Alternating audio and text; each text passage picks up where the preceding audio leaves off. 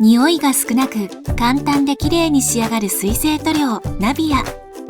今回は壁紙の上に塗っていきます。こちらの道具を使って DIY します。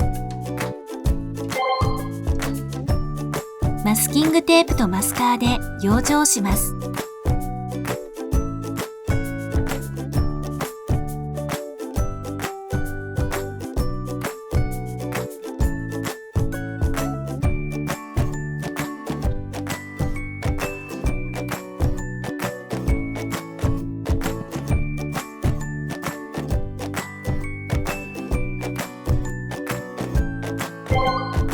細かい部分をハケで塗り、広い部分はローラーで塗りましょう。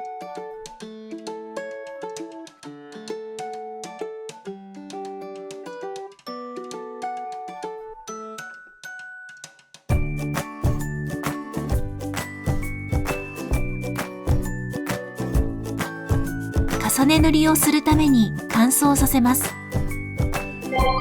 1回目の塗りが乾いたら、同じように重ね塗りをしましょう。